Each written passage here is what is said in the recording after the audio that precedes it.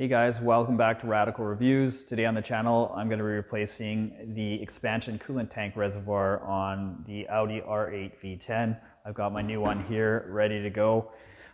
If you guys are replacing your expansion tanks, I suggest you stick with either OEM or something equivalent to. Don't go cheap and try to get, say, a Euro model or something that's made out of China.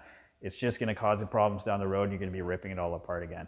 One thing to keep in mind is that the R8s, when you are looking for these, the expansion tanks are one of those items on the list, along with the mag ride and coilovers to watch out for when you buy these cars. They tend to fail, and they've actually been recalled from Audi on certain years. I checked this one, it was recalled. They don't replace the actual expansion tank. All they do is put on a little support strap at the dealership for you. But from what I've researched and heard is that the new expansion tanks that they've had and that they're giving out now are actually upgraded and improved, so they shouldn't be an issue. I'm going to stay away from putting a strap on it and just put in this Hudson model that I have here.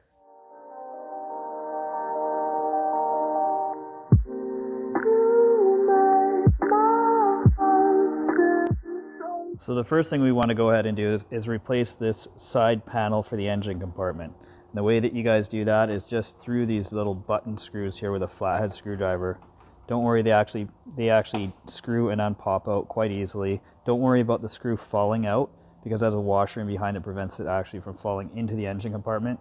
So it's nice that Audi's thought of that. And there's actually 6 of these, so you want to get each location, which is here, 2 there, 3, there's 1 there, 4, 5 at the back there, and then 6 right there.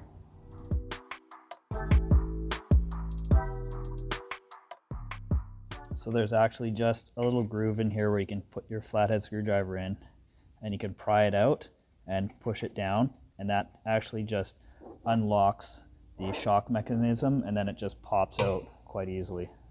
Once we have the strut ready to come off, what we can do is just take the weight off and pop that out. It comes out just like that. And you want to be careful when you're removing this out because of the light. There's actually just a little clip you have to, as you're removing, to unhook the light with the connector. I've already pre-done mine, and let's just go ahead and take this cover out. Pops out quite easily, just like that. Okay. And once you've done that, you can just go ahead and pop that right back in.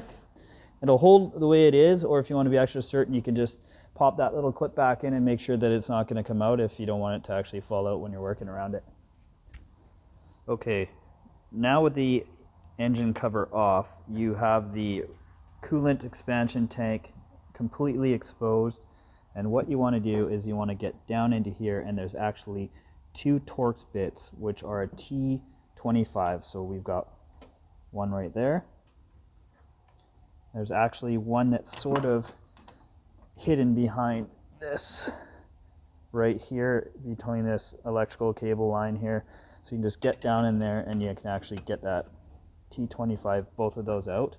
Now there's a clamp that holds this this line here that you have to remove, which is just this little plastic part right here. Just pops out of that hole, and you're able to loosen this line up and pull it right up in order to get access to these 2 screws. There is actually a hex bolt down right in here. You don't need to take that off. So just take these 2 T25 Torx bit out, and you should be able to slide this reservoir forward.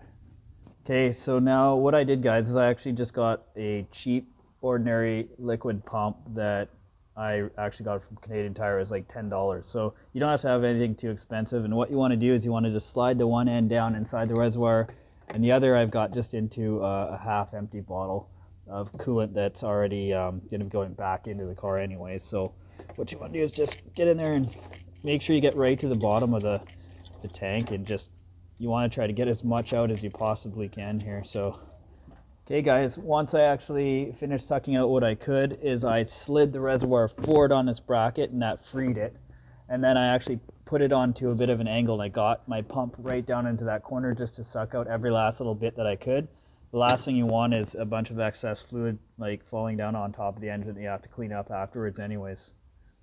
So at the front of the tank, you've got a computer control module here, and you've got a hose here and a hose here, and there's actually one underneath. So the first thing we'll do is you actually depress this on both the bottom and the top. I hate these clips because they're all different, but you squeeze it, and I've already got to undone mine. So you squeeze it, you can see it open there, and then that actually just pops out. You want to get that out of the way. And then the next thing what we'll do is we'll actually drain the coolant tank. But just so you guys know, this whole unit, it doesn't lift off. You slide it forward, and that's how it comes off. There's a bracket underneath, but I'll show you guys that in a minute. Okay, once we've got the fluid out and the reservoir is loose, the next thing is actually just to undo these two brackets, or these clamps right here, and then the other one over here. Once we have those off and remove the hoses, what we can do is get to the hose that's underneath at the bottom. So I'll just go ahead and pop these off. Okay guys, we have both of the hoses removed, and I was actually surprised they came off fairly easily without too much work at all. And now we should be able to actually lift the tank up and look underneath. And there's the other hose that I was telling you guys, right down here. So it's a little bit trickier to get at, but with a little bit of work we can actually just take that clamp off, and that is the final hose. Before you go ahead and just slap the new reservoir in, what you want to do is just give it a quick inspection, make sure that everything looks good, and actually compare it with the factory one that you pulled out. And this one, actually, I cannot tell the difference. Everything looks exactly the same as the stock OEM one. Even there's metal grommets inside of the male nipples for the hoses, so that's good. I've heard that some of the cheaper ones, they actually won't have these metal inserts inside. They'll just be plastic. So everything looks good. We're just going to go ahead and start slapping it in. So the way we want to start reinstalling this is basically in just reverse of what we took it off. So we'll start with the bottom one this time, reconnect the bottom hose, and then our upper hoses, and eventually our computer cable again, and then we'll start hooking everything up with the Torx bits.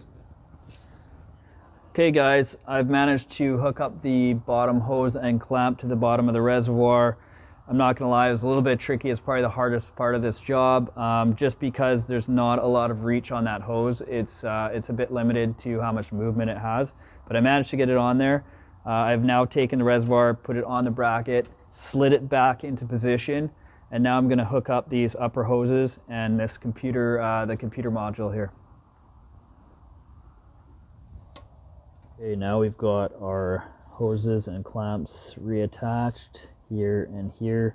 We've got the computer plugged back in, and now we need to just put this bracket back over these little parts that stick out on the reservoir, and it just actually slides back into place. And there we go. Just make sure your holes are all lined up in order to put your Torx screws back in here and there again as well. You can see that. So we'll just go get our Torx screws and screw that back in.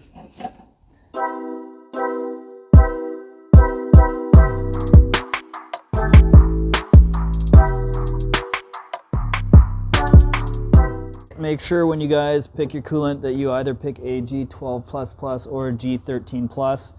You can either get full concentrate and mix it with distilled, or you can use a 50-50 mixture. I'm using this Beck Arnley 50-50 mixture. Again, just make sure that you guys are using the right stuff. Check your manual and check with the dealer if you need to. But the last thing you want to do is put the wrong coolant in here and have to drain this bitch out. Okay, now with the coolant level all topped off to the max level, it's time to pop the strut tower off and put this back in.